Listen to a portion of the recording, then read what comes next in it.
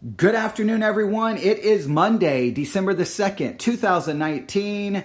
It is currently 12:16 p.m. Central Time, and this is a live broadcast for the non-Catholic Catholic podcast. All right. Now, if you're new to the non-Catholic Catholic podcast, you're like, what are you talking about? Well, I am not a Catholic. I'm a pastor of a Baptist church. However, I have been a student of Catholicism for a very long time. Catholic theology has always interested me. I've always found an interest in Catholic theology, and especially whenever I study church history, obviously you're confronted with Catholicism over and over and over again. Now, my interest in Catholic theology, my interest obviously in church history, well, that's a good thing. Everyone should be interested in church history, but because I constantly would come into contact with obviously Catholic theologians, different people who are important in the Catholic Church, whether they were a doctor or declared a saint in the Catholic Church, church councils that were clearly, obviously connected with Catholicism, church fathers who are very much connected with, Catholicism. Because of all of that, I decided, I'm going to study Catholicism and truly try to understand it. Not because I necessarily agree with everything, but because I want to truly understand it. And time again, I would hear Protestants, Baptist, whatever, denominational tag you want to give non-Catholics. They would preach sermons or have lectures about Catholicism, and time again, I would be like, they don't know what they're talking about. They're completely misrepresenting Catholic theology. I need to speak out and correct it. And whenever I would try to speak out and correct it, you immediately get accused of, you are a Catholic. You are a Catholic. You're supporting the Catholic Church. And you're like, calm down. And to increase my ability to speak correctly on Catholic theology, I attended a Catholic university to work on a degree in Catholic theology. And one of my professors said, you are the most Catholic, non-Catholic I've ever known, right? And so he was making an argument that I knew more about Catholicism than many Catholics he knew, that I was the most Catholic, non-Catholic he knew. So that's where the name comes from, the non-Catholic Catholic. Because even though I'm not a Catholic, I have been accused by many of being a Catholic. I've been accused of many that I'm going to become a Catholic, and I've been accused by Catholics of being more knowledgeable about Catholicism than many Catholics. Now, I say many Catholics because there's plenty of Catholics, and to be fair, there are plenty of Protestants who know more about Catholicism than I do. However, I have done my best to try to understand Catholic theology, try to understand their arguments, try to see when we argue against Catholicism how sometimes we're making an argument, but in reality, we do the exact same thing. We kind of preach the exact same thing. So that's kind of what this podcast is all about. And at Victory Baptist Church, well, we are studying some Catholic theology. We are studying De Verbum. You can listen to those sermons here in the non-Catholic Catholic podcast. De Verbum was one of the dogmatic constitutions from Vatican II, dealing with the Word of God, dealing with revelation. We've been looking at that and being challenged by much of it. And we're also doing a study of the Catholic Catechism. The study of the Catholic Catechism has been a little bit delayed as we try to finish up a lot of other issues.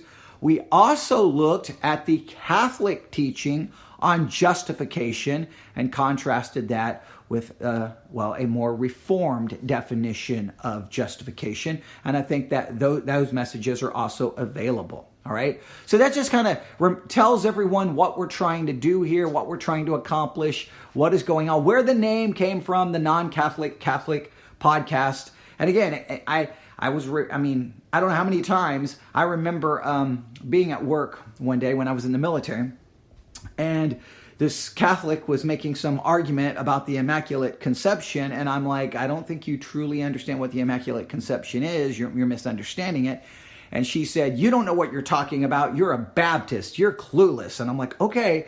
And I said, you're wrong. And she said, wait, I'll call my priest. So she called her priest, and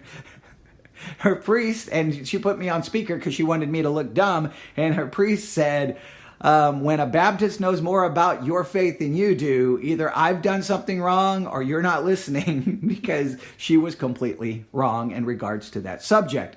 So now, again, there are plenty of people who know far more about Catholicism than I do, but there's not a lot of Baptist churches that are going to study Catholic theology the way we do and challenge ourselves with it. And really question what we think and make sure that our arguments are sound. And again, I will even question certain aspects of the Reformation, and how it happened, and some of the things that occurred, and some of the negative consequences of the Reformation.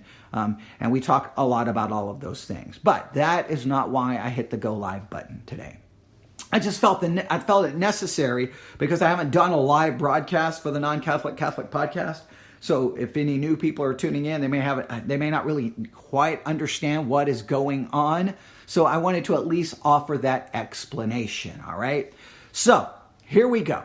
Now, I mentioned just a few minutes ago that many times when non-Catholics speak of Catholicism, they misrepresent, they get their facts wrong, and they're sometimes viewed by Catholics as just being that they're anti-Catholic, not just offering a criticism, but they view them as just being anti-Catholic because it's perceived that they're not interested in truth, they're not interested in facts, they're not interested in representing it correctly. Now, to be fair, some Catholics will just refer to anyone who speaks negatively of Catholicism as being anti-Catholic. It's like, no, you can have a different perspective without quote-unquote being anti. You're just trying to say, here's criticism for what you believe, here's criticism to your theological system.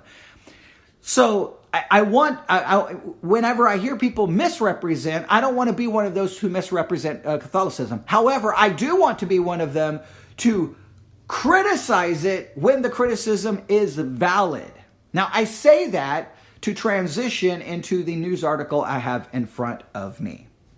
Now, I have not had a chance to do extensive research on this, so I'm going to ask you, the listening audience, to do your own research and email me at newsif@yahoo.com, newsif@yahoo.com, to tell me what you find.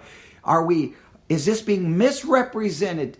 Is this a misrepresentation? Now, this happens all the time with Pope Francis. Pope Francis says he has interviews, he says things, and then everyone's like, wait a minute, what did the Pope just say? Wait, did he just change church teaching? Wait, what is going on? And then everyone goes crazy, and then it just seems like the storm passes. We sometimes never really get a definitive answer. Usually the Vatican releases some statement going, he didn't really mean what he seemed to say, and everyone just moves on. Well, here we are again. Pope Francis has said something else, and now we have news articles going, wait, what did he just say? Now, sometimes Pope Francis is completely being misquoted and misinterpreted. Sometimes Pope Francis says things that are at least questionable in my mind, should be questionable in a lot of people's minds. And so we are going to have to figure out if this is a situation of misrepresentation or what in the world was Pope Francis trying to say. Are you ready? Here we go. I'm going to pull up the article. Here we go. Pope Francis cites work of fiction to argue Christianity is just as violent as Islam. Now, this comes from the Christian Broadcast Network, CBN News, not a Catholic news source. Let's keep that in mind. They clearly are not a fan because look at what that's the headline. Pope Francis cites work of fiction to argue Christianity is just as violent as Islam. But right before the headline, they have this question. Placater in chief? Question mark.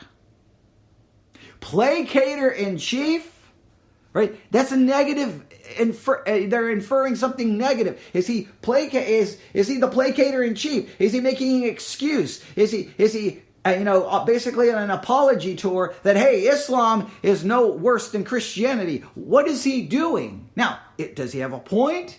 Does he say something incorrect? Now, the fact that they are claiming he cites a work of fiction to make his argument, now that's a little disturbing.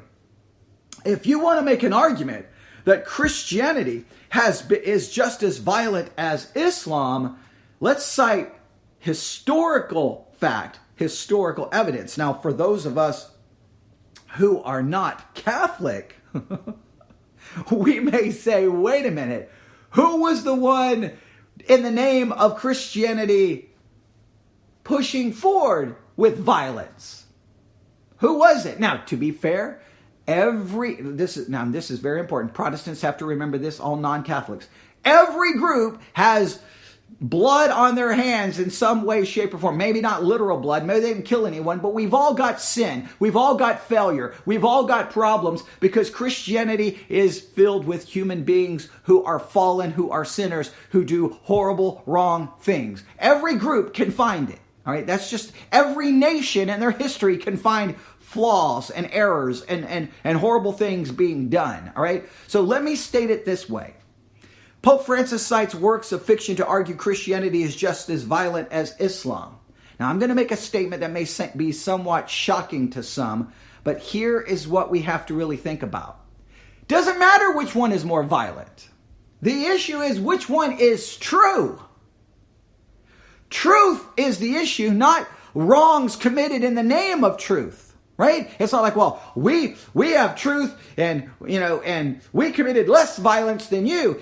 The amount of violence is not the issue. The issue is which one is true. But let's see where this goes. And I know people are going to get mad when I say that. I'm not minimizing violence. I'm not minimizing wrong. Wrong is wrong. Violence is violence. Murder is murder. Evil is evil, no matter who commits it. But the issue is which side has truth. Now, if you have truth and you are violating your truth by committing acts of violence, well, then guess what?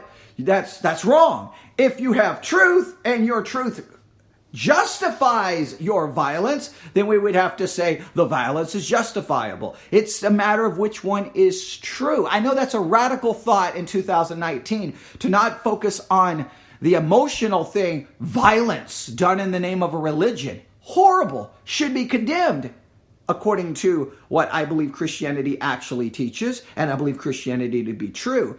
But everyone, we need to figure out what truth is. If Islam happens to be true, and if a correct, true understanding of Islam is violence, well then, it doesn't matter about the violence because the violence would be a part of a true ideology. Does that make sense? So sometimes we look at it, well, I don't care what truth is. I don't like what they do. I don't like what they've done. Well, what's the truth? All right. There's a lot of directions we could go with that, but just think about that. Just think about it carefully. All right. Just think about it. All right. Here we go. So headline: Pope Francis cites works of fiction to argue Christianity is just as violent as Islam. Ever the apologist, critics say Pope Francis has now gone off the deep end after he cited a work of fiction to argue that Christianity is as violent as Islam. Jihad Watch reports that Francis, now this is where they're getting their information from, Jihad Watch, which obviously is concerned with jihad and violent Islamic extremists and Islamic terrorism and violence committed in the name of Islam, in the name of Allah. So you definitely know they have a certain point of view here. Jihad Watch reports that Francis quoted from the Song of Roland, R-O-L-A-N-D. I am not familiar with the Song of Roland. I'm not even going to pretend. I may even be pronouncing that incorrectly, but the Song of Roland. Now you may ask, what is the Song of Roland? It's an 11th century fictitious poem to prove Christians. So that's what it is. It's an 11th century fictitious poem, and he quoted it to prove Christians have tried to convert Muslims by the sword, just like Muslims have done to Christians for centuries. Now, why would he quote a fictitious poem? Does he believe the poem is accurate? Is he just using it as an illustrative illustration, right? Like we may use an illustration from a movie or from a book to try to make a point. Is that what he's trying to do? Is this news article misrepresenting what he tried to do? The article continues. A scene from the Song of Roland comes to me as a symbol. Now see, now this changes the tone a little bit. Right, now this is a quote. A scene from the Song of Roland comes to me as a symbol when the Christians defeat the Muslims and line them up in front of the baptismal font with one holding a sword. The Pope recently told an Argentinian interreligious dialogue group a Vatican document shows. Now, they do have a link to the Vatican document. Now, when I clicked on the link, I was excited because I was going to be able to read it. It's all in Latin. There's got to be an English translation on the Vatican website. I need to find it, and I'll see if I can locate it. But notice he's using the poem as a symbol. So clearly he's not arguing that it's true, but he's using it as a symbol. Now, a symbol of what? Well, it's a symbol of obviously great violence, but is it a symbol of something true? Is it something of something hypothetical? What is he doing? He goes on. This Vatican document shows, and I return to the quote of Pope Francis.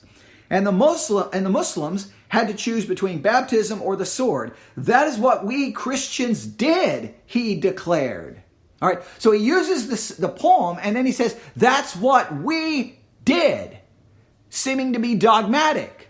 That's what we did. Now, again, if you're going to use the poem as symbol, like, hey, this is a symbol of what we did, then cite when we did it, who did it, where it occurred, and what were the circumstances. When you say we did it, who did it? Did the Catholic Church do it? Did they do it? And here's a very important question. Did they do it under, the authority of a pope? And if you so, was the Pope right or was the Pope wrong? Right? These are just important questions to ask. What Francis failed to mention is that Islam explicitly calls for aggression, and its followers are called by religious texts to conquer the world and force the Muslim faith on unbelievers. Anyone who chooses to leave the faith is killed, and that's been the case from the beginning of Islam. Okay, now, he may have failed to mention that. I'm more concerned the fact that he quoted from a fictitious poem, according to this article, and say this is what we did, but it doesn't give us the explicit example of when we did it, who did it, under whose authority, how did it occur, and what was the context. That would be important information. The article continues, nowhere in the New Testament or words of Jesus Christ can such a commandment to conquer be found, but this Islamic law has been followed for the past 1,400 years. Now, to be fair, the Old Testament, God did order Israel to go in and kill people. All right. Didn't even offer them a chance to convert. They were just to go in and to destroy them. Just make sure we always remember that as a Christian. We have to deal with that fact. Jihad Watch notes Christians also defended themselves against expansionary Islamic marauders from the 7th century onward as the latter rampaged through the Middle East and Africa, murdering far more Christians than Christians killed Muslims and all the Crusades combined. And the killing of Christians continues. Christians are being targeted and killed to this day by Muslims in the Middle East and Africa. Most of the world ignores this genocide, including Francis, who insists it's not fair to identify Islam with violence. All right, now again, this is getting into an argument. Who killed more? Did we kill more? Did they kill more? Who did the worst sin? All right, how about which one is true? I think everyone's missing the point. Christians, violence did occur in the name of Christ. I've been to Salem, Massachusetts. I went to the witch museum there to learn about the witch trials and the things that occurred there and the people who were killed and the people who were persecuted because they were accused of being a witch. And in a lot of the cases, the whole thing really started because some bored teenage girls started making up stories. All right, and people were murdered in the name of Christ. So horrible things have happened in the name of Christ. We can't just ignore that. You talk about all the people who were killed in witch trials in England, far more than in Salem. In fact, Salem, I think the first person killed for quote unquote witchcraft was in Boston before it spread to Salem. All right, we get into a whole study there and history there, but again, it's going to get into, more, and they even state that, more Christians were killed than Muslims killed by Christians. Okay, well, yeah, we're going to get into an argument who did the less evil. It doesn't matter. We can make excuses all day. Hey, everyone, Christians are just as evil as Muslims, but the issue is which one is true. I know I feel like I'm repeating myself, but that's really the issue. Let's continue. This is only the latest example of the Pope's ongoing pattern of defending Islam. He's advanced theological reforms in Catholic schools to promote peace with Islam. He's ignored human rights violations against Christians and others by Islam. Francis has said that, and I quote, Christianity and Islam have more in common than people think, and the two religions defend common values that are necessary for the future of civilization. Well, again, it shouldn't be about defending, common values. It should be about which one is preaching the truth. Because the ultimate common value that you should really care about is the eternal soul of human beings. And Islam cannot lead anyone to eternal glory before God in heaven. They can't lead them to eternal salvation because they have a false gospel, a false Christ, and a false religion. That's the way the Pope should be speaking of Islam. It's not about which one has done more right or more good or more that. No, it's which one has the truth. Which one has salvation. Salvation is found in none other than Jesus Christ and his sacrificial death. They have a false Jesus in Islam. Last week, Francis even warmly greeted the Grand Sheikh of Al-Azhar, Ahmed El-Tayyib, I think is how you say his name, an Islamic scholar and cleric whom Jihad Watch says has approved of jihad suicide attacks against Jews and has called for Muslim converts to Christianity to be killed. I greatly apologize if I completely messed up his name. Al-Azhar Ahmed El-Tayyib, I think is how you say it. I could be wrong, all right? And so he warmly greeted him. Now, again, why? I mean, when we say we need to have dialogue with Islam, no, we need to have discussions with Islam and try to show them that Christianity is true and Islam is false. But okay, maybe not. All right, here we go. Robert Spencer, the director of Jihad Watch, wrote an article posted last week on the PJ Media website about Francis' use of the fictitious piece of literature to prove Christianity is just as violent as Islam. Francis, for his part, proclaimed that authentic Islam and the proper understanding of the Quran reject every form of violence, doing his bit to ensure that as many Christians as possible would remain ignorant and complacent about the jihad threat that his precious dialogue does nothing to mitigate, Spencer argues. He concluded with a Bible verse, leave them that are blind guides, and if a blind man leads a blind man, both will fall into a pit. Wow. All right. He just basically referred to Francis as a blind guide. Now, Catholics will not like that, right? Will not like that. But it doesn't matter whether you like it. The issue is, why did Pope Francis use a fictitious poem to make an argument that, hey, this is what Christians did? We did this. No, we didn't do that. That was in a fictitious poem. What did we do? Tell me what we did by citing a historical example that everyone can go look at the historical evidence and go, this is what we did on this day. And when we say we, who are the we? Was it the Catholic Church who did it? Catholic papal authority, did they decree it? Did they issue it? Why did it occur? Was it in the middle of the Crusades? How did the Crusades occur? There's lots of misunderstanding on the Crusades. Muslims were marching and taking over and killing. In many cases, Christians were trying to defend. And when we say Christians, we could argue Catholicism. We can call them Christians. I'm not going to get into a whole argument over that. What actually occurred? That kind of statement, hey, I found this poem from the 11th century and I see it as a symbol, and this is what Christians did. And it's this horrible example of lining up, Muslims were defeated. They line them all up at the baptismal font and say, you either get this sword and die or you're baptized and converted. Sounds horrible. Yes, it is. But it's a story.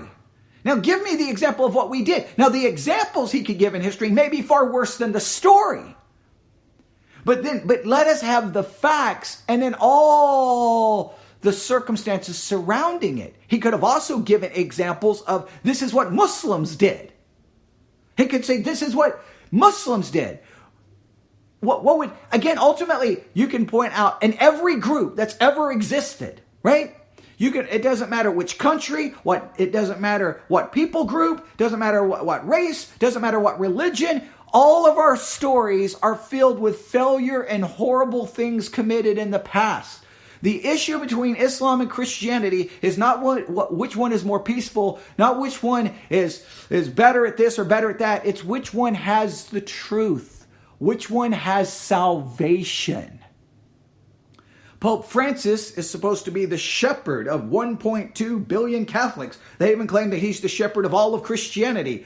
Well, he's supposed to be guiding and leading. Well, don't lead people into some idea that you should be warning people that Islam is a false religion. That's what you should be doing. There's no way Islam and Christianity are compatible. It's a different God, different Jesus, different salvation, different source of authority. The Quran versus the Bible containing the New Testament. A completely different understanding of everything. Now, if you want to make an argument that both religions have a bloody past, amen, they do. But ultimately, it's which one is true. I'm not going to sit there and count numbers and go, which one had killed less people is the best one. That's not the way it works. All right? I mean, and the same thing, the same argument happens between atheists and Christians. Well, look at all the people Christians have killed. Religion has killed more people than all the things in the world. And someone will say, well, atheism and atheistic governments have killed more people. And you get into an argument about who killed more people or who killed less people. I'm like, no. Yes, Christians have committed horrible acts of evil. They were wrong. We can say they were evil and say they were wrong because we believe the Bible condemns those acts because the New Testament tells us to love our enemy. We believe we have a transcendent morality in which to judge those things.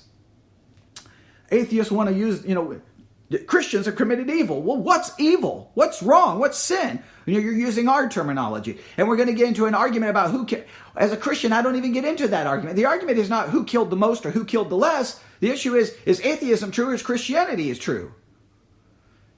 Both can't be right. Sometimes we argue, we miss the point in what we're arguing.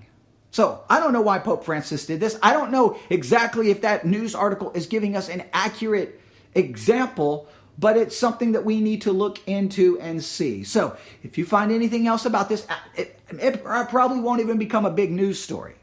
But we need to constantly be on the lookout for this kind of thing, because the one thing we have to know is that we don't want to lead anyone into the idea that Christianity and Islam is the same. That cannot be tolerated. I don't care if it's the Pope, and if you're a Catholic, you shouldn't tolerate that.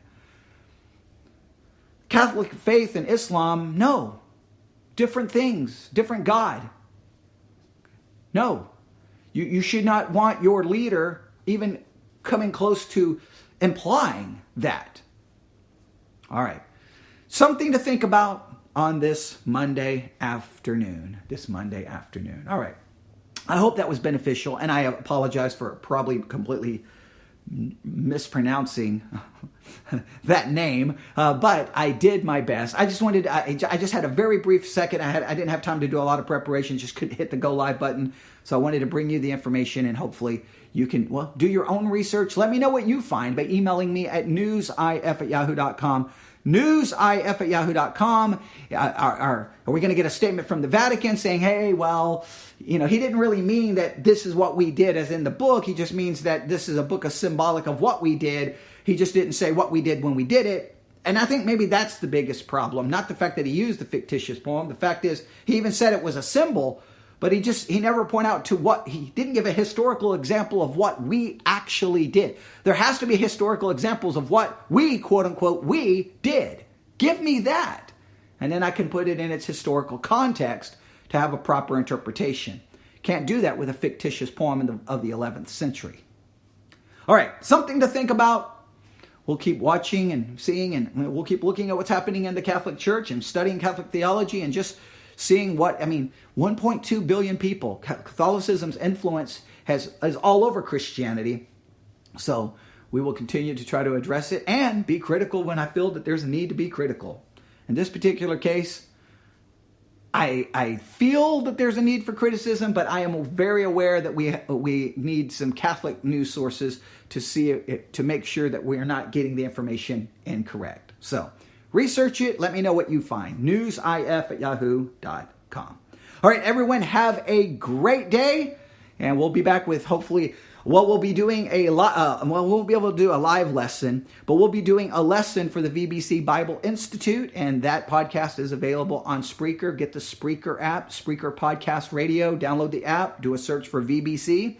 You can get that app, Apple App Store, Google Play Store. If you can't find it, email me at newsif@yahoo.com, and I'll help you be able to follow all of our shows, because there's a lot of different ones and all covering different things. All right, everyone, have a great day. God bless.